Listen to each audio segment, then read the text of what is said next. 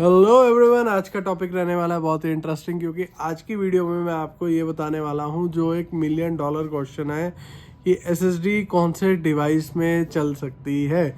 SSD मेरे सभी friends laptop fast करने के लिए लगाना चाहते हैं, लेकिन कौन से डिवाइस में चल सकती है। तो इसके लिए हमारे महारथी डिवाइस जो हमारे Bhishma Pitamah i3 first generation हम अपने साथ की लेके आए हैं। इसमें हमने लगाई है एसएसडी और देखते हैं कि इनकी परफॉर्मेंस कैसी आ रही है। तो लेट्स स्टार्ट इट। तो धूम मचाले का साउंड इसमें आ रहा है। तो ये हो गया आपका लैपटॉप स्टार्ट। 3, 2, 1। देख रहे हो इतना तेज हो गया है स्टार्ट कि विंडोज 10 है, वो भी i3 फर्स्ट जनरेशन लैपटॉप में। और ये हो गया हमारा लैपटॉप स्टार्ट। अब ये आप देख सकते हो। तो हम बात कर रहे थे, मेरा फ़ोन बीच में आ जाता है यार कई बार ना। तो हमारे भीष्म पितामह जी प्रोबुक 4420 फर्स्ट जनरेशन के लैपटॉप में हमने लगा दी है एसएसडी। सोच तो रहा होगा ये मेरे साथ क्या हो गया, क्यों करा है मेरे साथ ये। आप दिस पीसी में हम गए स्टैट्स में, तो आप देखो इसमें साफ साफ स्पष्ट शब्दों में ये लिखा है कि i3 हूँ मैं।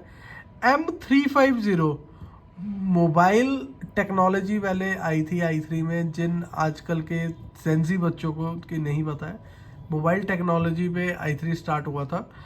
M350 2.27 gigahertz 2.27 gigahertz. अब इन्हें लग रहा होगा ये 2 क्यों है भाई साहब। ये उस ज़माने के हैं जब 2 कोर का प्रोसेसर होता था, तो दोनों की फ्रिक्वेंसी लिखी जाती थी। आपको क्या पता। चलो आगे चलते हैं। कि इंस्टॉल रैम 4 GB हो गई है। 64 बिट इसमें आपका विंडोज़ पोर्टेड था, तो वो हमने कर दिया है।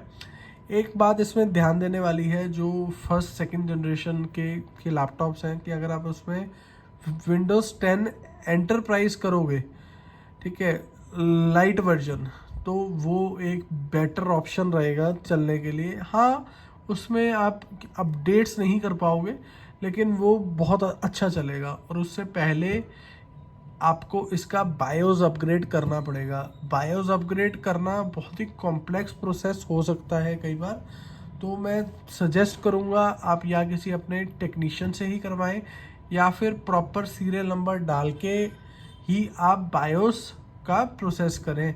अगर आप बायोस अपडेट पे एक कंप्लीट वीडियो चाहते हैं, तो नीचे आप कमेंट में मुझे बता सकते हैं। बहुत टाइम लगता है, बहुत मेहनत लगती है कंटेंट बनाने में, तो प्लीज़ कंटेंट को थोड़ा सा प्यार कीजिए। हाँ, तो अब आगे आते हैं। तो इस मॉडल में अगर आप देख सकते हैं, मैंने i3 है ये फर्स्ट जनरेशन, और 4 GB रैम है, 64 बिट कर दिया है। अगर हम स्टोरेज की बात करें तो 120 GB का मैंने इनकी SSD की लगाया है, तो 111 GB आ गया। और ये 320 GB हार्ड ड्राइव है, तो ये 298 आ चुका है। अगर हम अब परफॉर्मेंस की बात करें, तो ये 3, 2, 1 गो। तो ये लगभग 10 सेकंड में क्रोम खुल रहा है, तो इट्स क्वाइट इम्प्रेसिव। ठीक है, एक 11-12 साल पुरानी, अगर मैं आपको ये बताऊं, फर्स्ट जनरेशन जो से मॉडल थे, वो आपके 2009 या 2008 से लेके 2011 तक प्रोडक्शन होती रही इन मॉडल्स की, कमर्शियल मॉडल्स की। होम सीरीज़ में ये सिर्फ 2008-9 तक ही आए होंगे, या हो सकता है 2010 में भी कुछ की मॉडल्स आ गए हों। तो आप देखिए, अप्रॉक्सीमेटली 13-14 साल पुराने लैपटॉप में हम आपको SSD की लगा के क्या फास्ट स्पीड दे रहे हैं।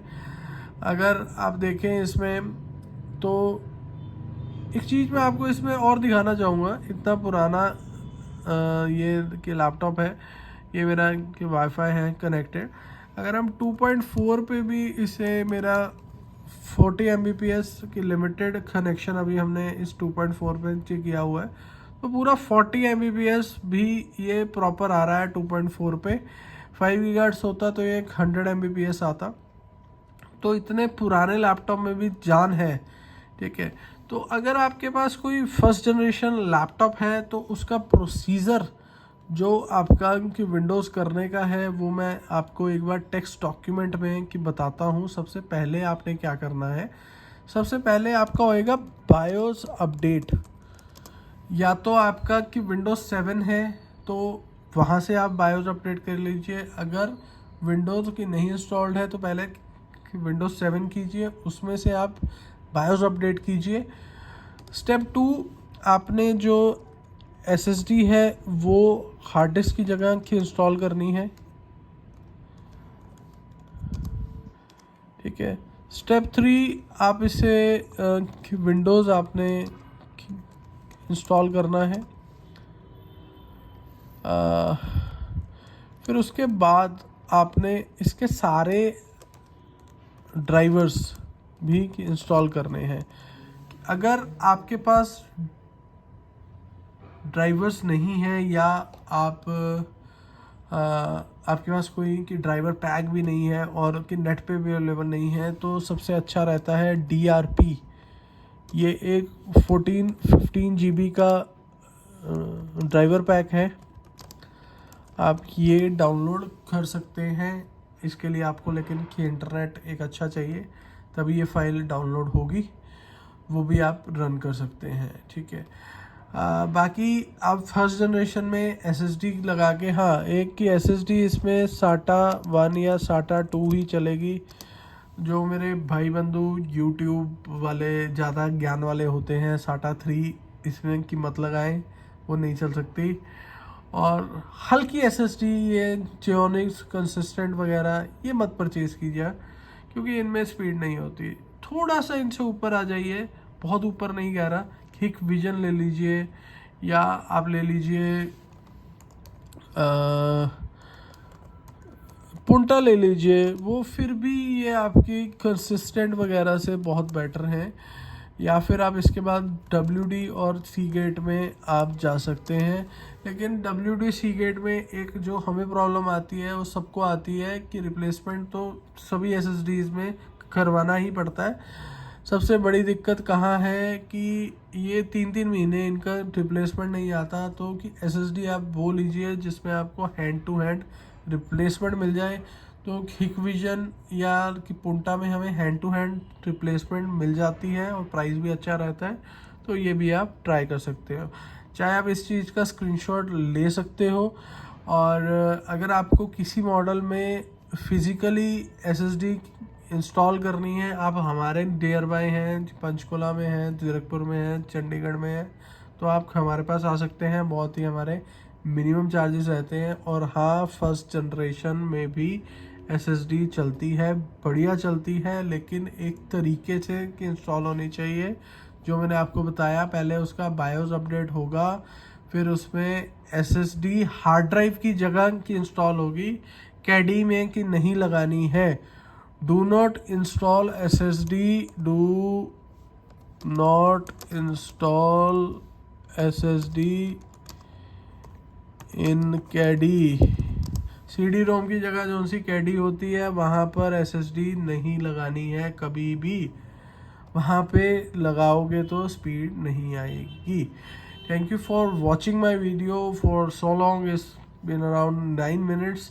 तो अगर आपके कोई भी क्वेश्चंस हैं, कोई भी सजेशंस हैं, कुछ आप पूछना चाहते हैं तो नीचे आप कमेंट में डाल दीजिए, मैं कोशिश करूँगा उनका जवाब देने की। और thank you for watching, please subscribe to my channel. बहुत मेहनत लगती है एक वीडियो बनाने में, हम IT वाले हैं, फ्री का ज्ञान किसी को नहीं देते, लेकिन हमें ऐसा लगता है कि YouTube पे सभी लोगों को कुछ ना कुछ सीखना चाहिए, तो इसलिए हम भी कुछ सिखाने की कोशिश कर रहे हैं। Thank you.